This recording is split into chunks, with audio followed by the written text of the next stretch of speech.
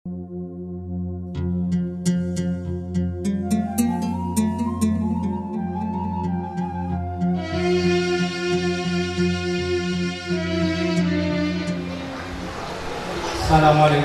warahmatullahi wabarakatuh.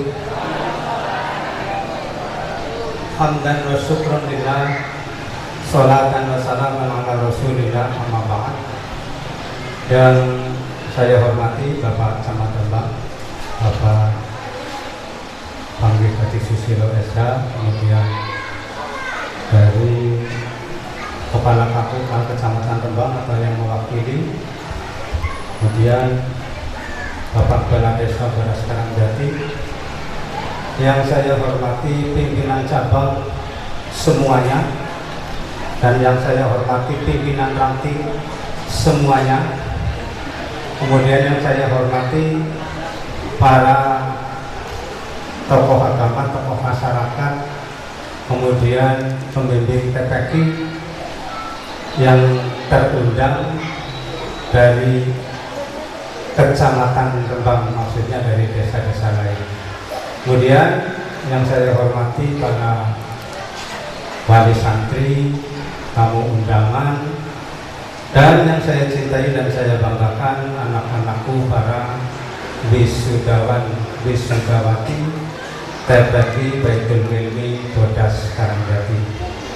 Puji syukur kepada Allah Subhanahu wa Ta'ala yang telah memberikan banyak kenikmatan, sehingga ketika pagi hari Bodas Karangjati diliputi mendung, alhamdulillah sekarang terang benderang. Mudah-mudahan menjadi satu indikasi bahwa TPQ Baitul Ilmi ke depan akan semakin baik. Allahu Akbar. Ngarang membuka. Salawat salam semoga senantiasa terlibat curahkan pada baginda Rasul Muhammad Sallallahu Alaihi Wasallam. Beliaulah yang telah berjuang dengan sepenuh hati dan telah mengantarkan umatnya dengan hati dan nur, dan mudah-mudahan kita semua akan mendapatkan syafaatnya besok di yaumul qiyamah. Allahumma amin.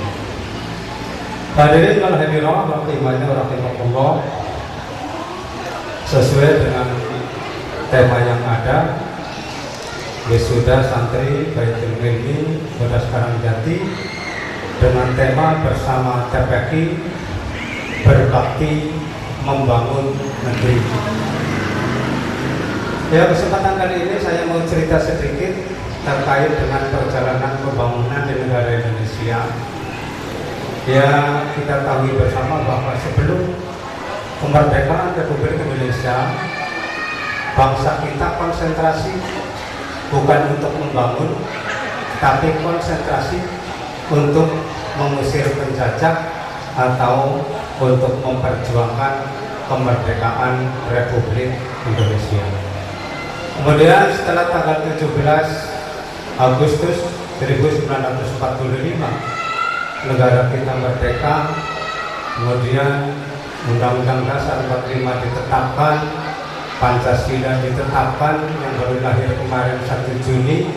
Kemudian ada lagi pada masa Orde Baru istilah GBHN, garis-garis besar haluan negara, kemudian ada pelita, ada repelita, sehingga setelah merdeka negara Indonesia mulai konsentrasi untuk membangun infrastruktur, sarana, prasarana, baik sarana ekonomi, pendidikan, dan sebagainya, meskipun pada saat itu masih terpusat di ibu kota.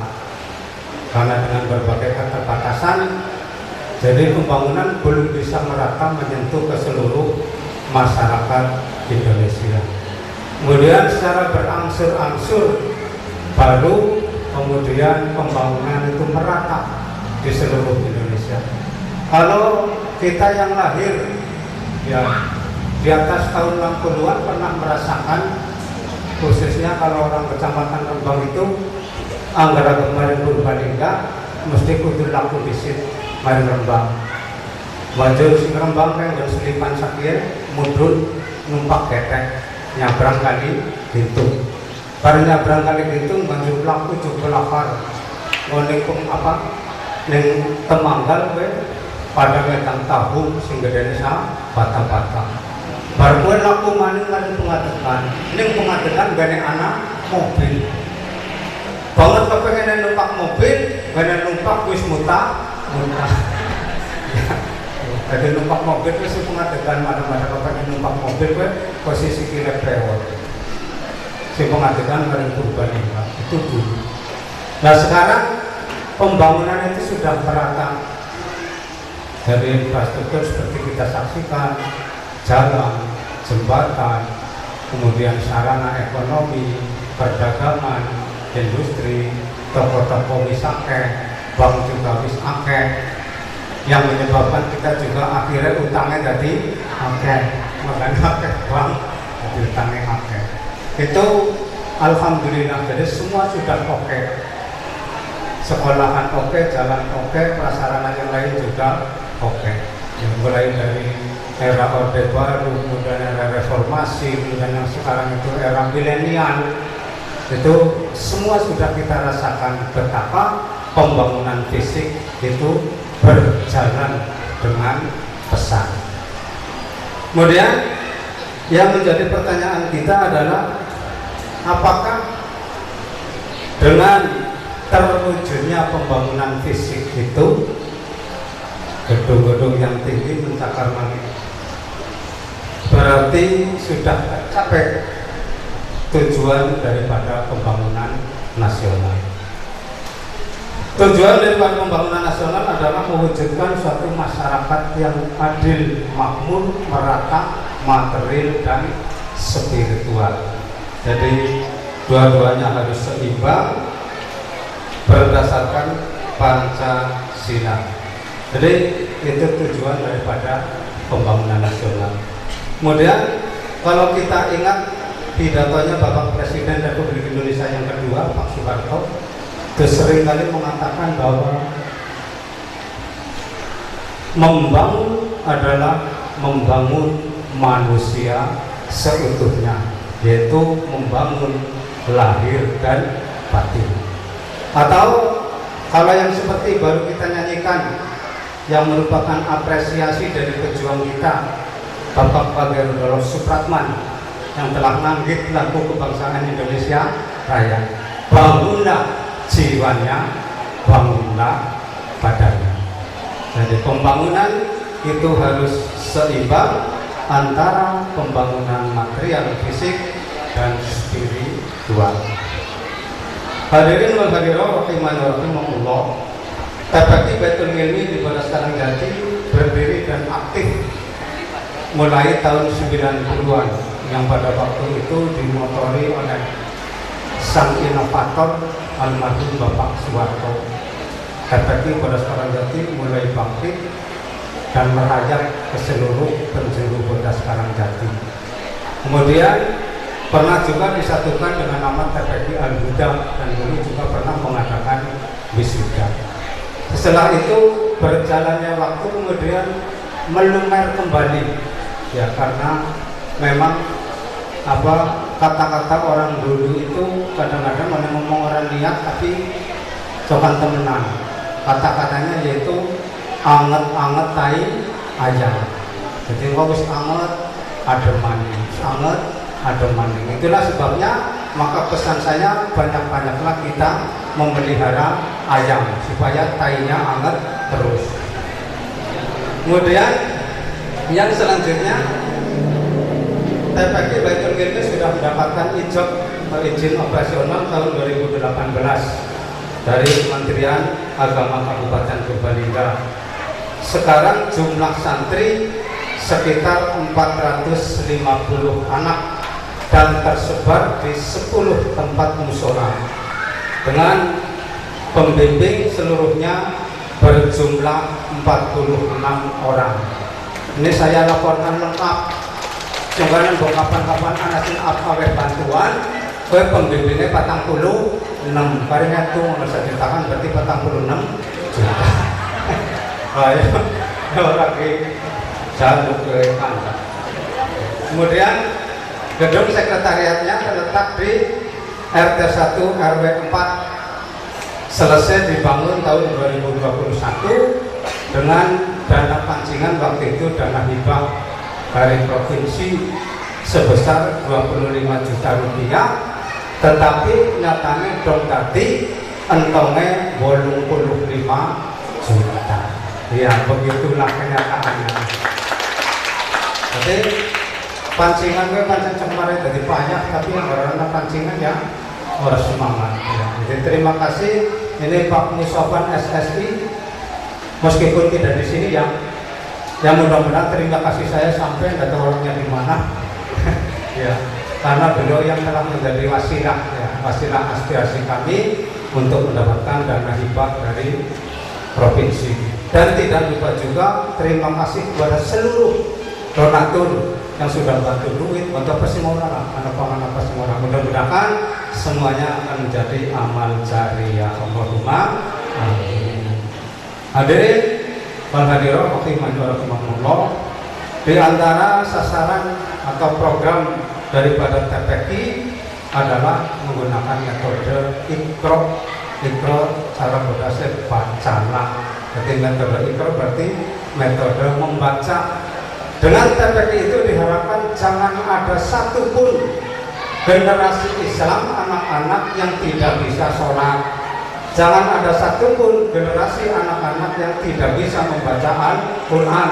Jangan ada satupun generasi Islam yang masih anak-anak kemudian orang ngerti hafalan surat-surat pendek, orang yang doa sehari-hari, orang yang surat-surat pilihan.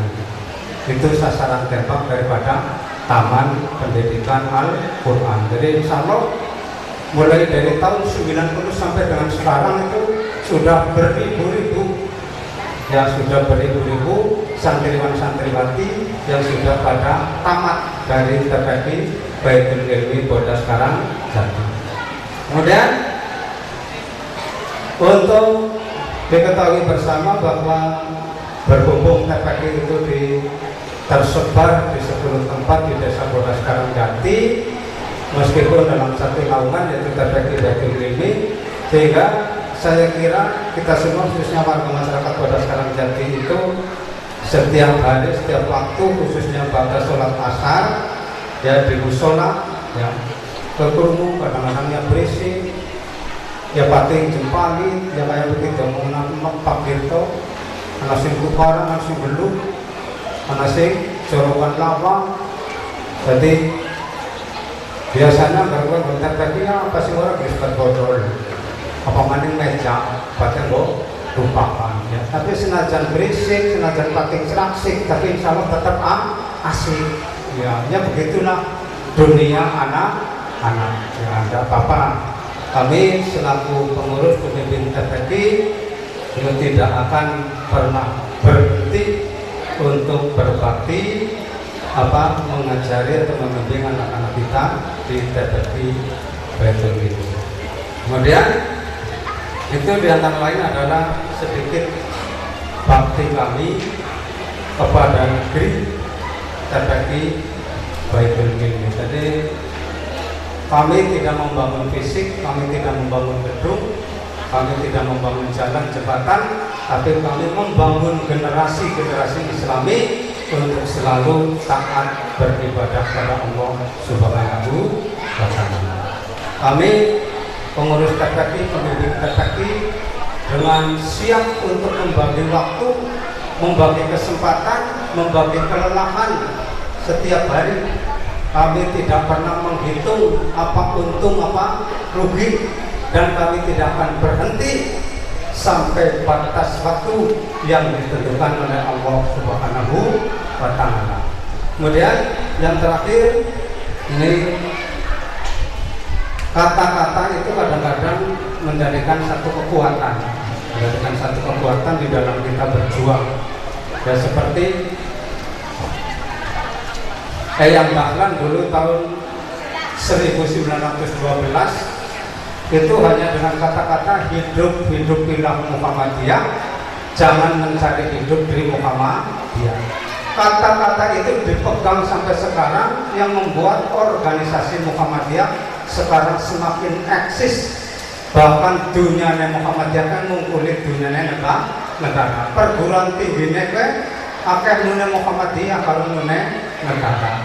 Jadi anaknya begitu, hidup ilah Muhammadiyah, jangan mencari hidup di Muhammadiyah.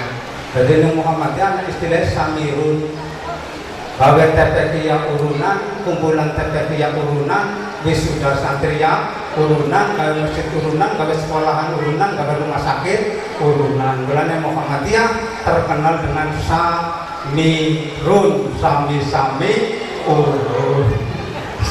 Nah, itu pesannya. Jadi hanya kata-kata itu membuat kekuatan yang luar biasa. Kemudian yang kedua, ketika dulu zaman perjuangan ada kata-kata merdeka atau mati.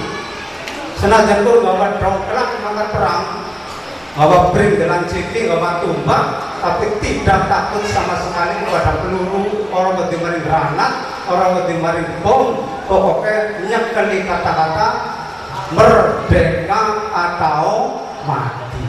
Nah, TPK juga punya slogan ini. Ya, TPK punya slogan. Kayak slogannya pembimbing TPK yang titik dari udah mau mengenal. Ya, slogannya kayak anak utawa orang anak insentif TPK kudu tetap urip Allahumma amin. Demikian apa yang dapat saya sampaikan. Mudah-mudahan ada manfaatnya. Billahi taufiq wal hidayah. Assalamualaikum warahmatullahi wabarakatuh.